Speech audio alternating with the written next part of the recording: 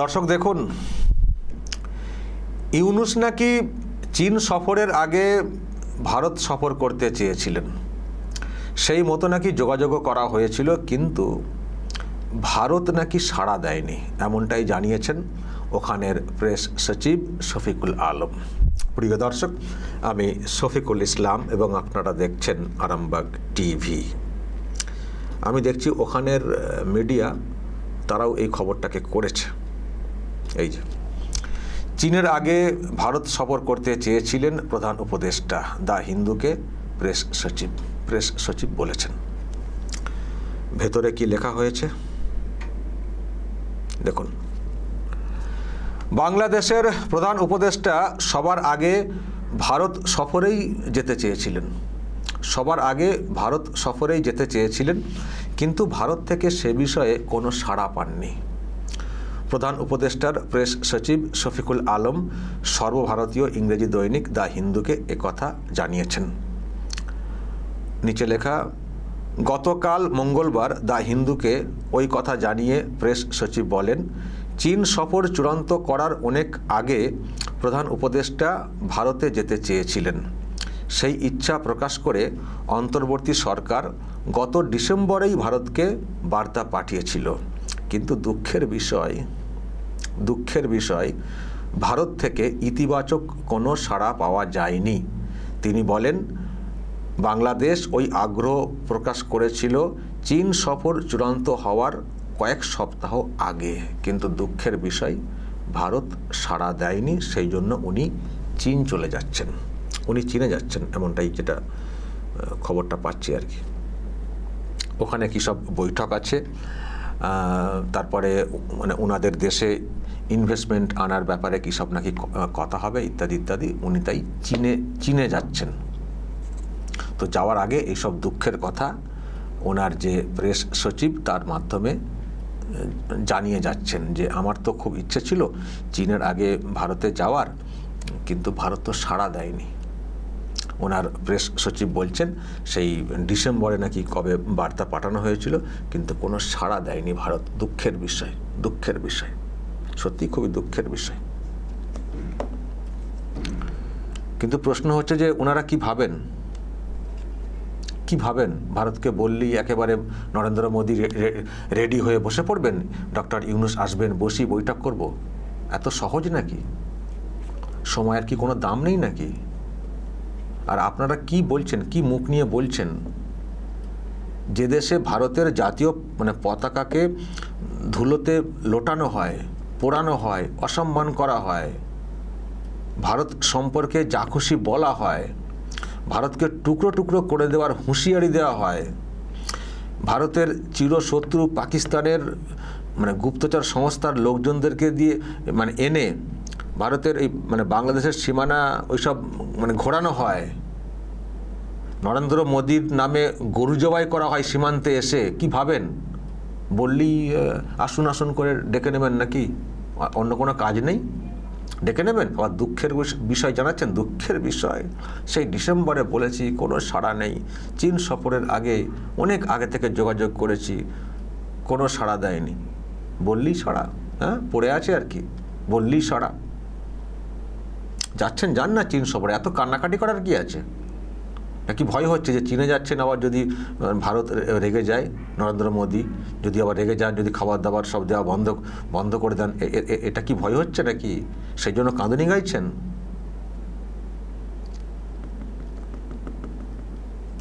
চীনে যাচ্ছেন, যান না, ভারত তার কাজ করবে। ভারত তো এরকম না, আমি তো আগেই বলেছি যে ভারত খুব সহনশীল। অনেক কথা আপনারা বলেছেন, অনেক বাজে সব কমেন্ট করেছেন। আর ভারতে এটা তো মানতে হবে, ভারতে যারা সনাতনীদের বসবাস অনেক বেশি, আর আপনাদের দেশে যারা সনাতনী রয়েছেন তাদের উপরে ভীষণ নির্যাতন হচ্ছে, কোথাও একটা আঘাত লাগে আবেগে, এবং সেই জন্য ভারতের পার্লামেন্টেও এই সব নিয়ে চর্চা হয়েছে। এবং কেন্দ্রীয় সরকার, বিদেশ মন্ত্রক বহুবার বলেছে যে ওখানে যে সংখ্যালঘু নির্যাতন হচ্ছে সেগুলো দেখুক ওখানকার সরকার। এটাও বলেছে বিদেশ মন্ত্রক বারবার যে আমরা চাই বাংলাদেশে একটা ভালো সরকার গঠিত হোক, সবাইকে নিয়ে চলার মতো সরকার আমরা মানে সেটাকে পুরোপুরি সমর্থন করব। আমরা চাই দেশটা ভালো করে গড়ুক বলেছে। কিন্তু তারপরেও আমাদের দেশ সম্পর্কে কি আপনারা সব বলেছেন, কি মন্তব্য করেছেন? আর ডক্টর ইউনূসই কি মানে হুঁশিয়ারি দিতে বাদ রেখেছেন? উনি তো নিজের 7 সিস্টার নিয়ে একটা হুঁশিয়ারি দিয়েছিলেন, মানে উপদেষ্টা হওয়ার আগেই, প্রধান উপদেষ্টা হওয়ার আগেই। তারপরে বললেন, ডাকলেন, এবারে হয়ে গেল নাকি চলে আসুন করা হবে বলেছেন, ঠিক আছে, আমন্ত্রণ করেছেন। তাছাড়া শিডিউল দেখতে হবে তো। এত বড় একটা দেশ, তার প্রধানমন্ত্রী, তার ডেলি কাজ আছে, তার সঙ্গে গোটা বিশ্বের সঙ্গে কানেকশানের একটা ব্যাপার আছে। আপনি বললেন ডিসেম্বরে, তারপরে এবার 1 সপ্তাহ পরে চলে আসুন ইউনূস সাহেব, এসে খাবো বসে, ওরকম বললে হয় নাকি? মানে এত আশা কিসের? আর যখন এতটাই আপনারা আশাবাদী, তখন দেশটার সঙ্গে একটা সুসম্পর্ক রাখার যে মন মানসিকতা, সেটাকে আগে প্রকাশ করুন। আপনারা হুঁশিয়ারি দিচ্ছেন পাকিস্তান থেকে আমাদের সব জিনিস আসবে, এই আসবে সেই আসবে, তারপরে কোলাকুলি তো চলছেই। পাকিস্তান থেকে নাকি কী সব কিনবেন, যুদ্ধ বিমান না কী সব কিনবেন বলে সব কথা কি কথা হলো। আপনাদের প্রাক্তন সেনা কর্মীরা তো কত হুঁশিয়ারি দিয়ে দিলেন, 4 দিনে কলকাতা দখল করে নেব। তো এত ফুটানি মারবেন আর মারবেন, আবার বললেন দেখা করতে চাই। আর দেখা বা কেনই বা আপনার এত তাগিদ কিসের এত?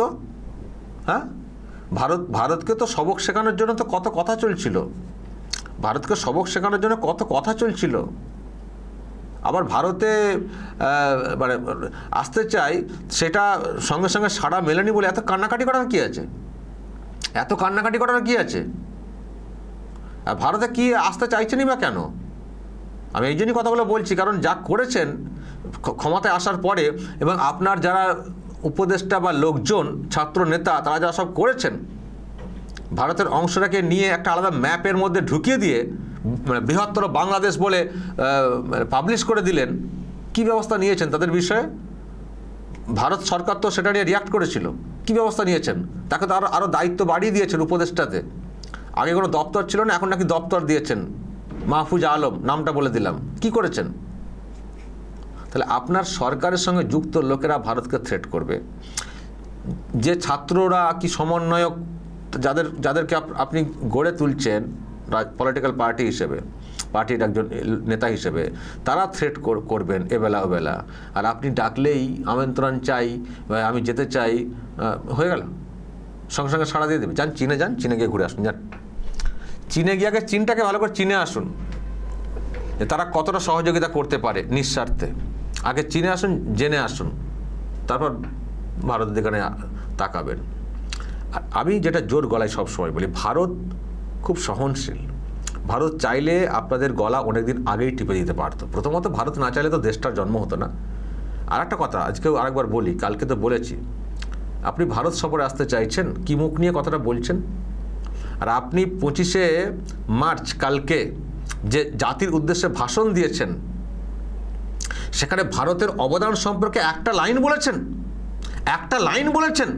আপনি তো মুক্তিযুদ্ধের যে ইতিহাস, সেটাকে তো পাল্টে দিয়েছেন, অস্বীকার করছেন। 9 মাস মুভমেন্ট হয়েছে, অনেকের প্রাণ ঝরে গেছে, সেই জন্য দেশটা স্বাধীন হলো। 9 মাস 9 বছর লাগলেও দেশটা স্বাধীন হতে পারতো না যদি না ভারতের সেনাবাহিনী পাশে থাকতো।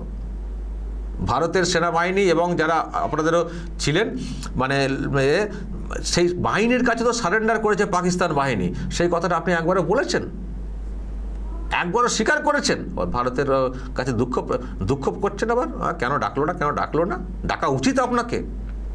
আপনি যে বক্তব্য রেখেছেন কাল থেকে তো আমার মানে কি বলবো, ফুঁসছি, আমরা অনেকেই ফুঁসছি যে এত বড় নিমকহারাম, ভারতের এত বড় অবদান দেশটাকে স্বাধীন করার ক্ষেত্রে, আর সেখানে একটা লাইন বললেন না। শুধু পাক হানাদার রাতের বেলা ঢুকেছিল, ওই অপারেশন সার্চ লাইট বলে যেটা হয়েছিল 71-এর 25শে মার্চ, ওটা বলেছেন। তারপরে মুভমেন্ট শক্তিশালী হয়েছে সেটা বলেছেন। তারপরে সারেন্ডারের মানে ওই একেবারে 16ই ডিসেম্বর পর্যন্ত তো হয়েছিল 71-এ। তো সেখানে ভারতের অবদানটা কী ছিল একবার বলেছেন, সেই কথাটা একবার উল্লেখ করেছেন। তো যে মানুষটি ভারতের অবদান সম্পর্কে অস্বীকার করেন, আর তিনি কী করে আশা করেন তাকে বললে সঙ্গে সঙ্গে নরেন্দ্র মোদী ডাকবেন, আসুন আসুন আসুন? এটা হয় নাকি? আগে ভদ্র হন, নোবেল পুরস্কার আপনি পেতে পারেন, কিন্তু আপনার আচার আচরণ, বিশেষ করে গতকালটা আমাদের খুব আঘাত করেছে। গতকালের বিষয়টা খুব আঘাত করেছে। এত সাহায্য এখনও করে যাচ্ছে দেশটা ভারত, আর অত বড় অবদান দেশ গঠনে পুরোপুরি অস্বীকার করে গেলেন। একটা লাইন বললেন না ভারতের অবদান সম্পর্কে। অ্যাটলিস্ট নাম না নিলেও বলতে পারতেন প্রতিবেশী দেশ হিসেবে একটি দেশ আমাদেরকে ভীষণ সাহায্য করেছে, তাতেও খুশি হতাম। না, বলবো না, পাকিস্তান রেগে যাবে, যে পাকিস্তান রেগে যাবে, অমুকজন রেগে যাবে, তার সঙ্গে আমাদের ভাব হয়েছে। সুতরাং ভারতের প্রশংসা করা যাবে না, অবদান স্বীকার করা যাবে না। শুধু পাকিস্তান না, হয়তো দেশের অভ্যন্তরে অনেকে পাকপন্থী, তারাও রেগে যাবেন, তাদের জন্যই তো ক্ষমতায় বসেছি, হয়তো সেই জন্যই বললেন না। তাই বলুন বা না বলুন, ইতিহাস তো থাকবেই। ওই ছবি মুছতে পারবেন না, সারেন্ডারের ছবি, যেটা আমি গতকালকে দেখিয়েছি। তো যাই হোক, আপনি যান, চীনে যান, ঘুরে আসুন। জানি না ভারত সরকার আপনাকে কবে কী গুরুত্ব দেবে, দেখা যাক। তবে একটা শুনছিলাম বাইরে একটা কোনো মিটিং আছে এপ্রিলের 3 তারিখ 4 তারিখ, সেখানে মনে হয় নরেন্দ্র মোদীর সঙ্গে সাক্ষাতের একটা চেষ্টা হতে পারে, শুনছিলাম। সে বাইরে করলেন করুন, কিন্তু দেশে কবে আমন্ত্রণ করা হবে আসার জন্য সেটা দেশের সরকার বুঝবে। আমার তো মনে হয় না আমন্ত্রণ করাটাই ভালো। যিনি আমাদের দেশের অবদান সম্পর্কে অস্বীকার করবেন, তাকে আমাদের দেশে না ঢুকতে দেওয়াটাই ভালো। আমার এটা ব্যক্তিগত মত। দর্শক, যদি আপনাদের এই নিয়ে কিছু বলার থাকে অবশ্যই বলবেন, কমেন্ট বক্সে নজর রাখবেন আরামবাগ টিভিতে।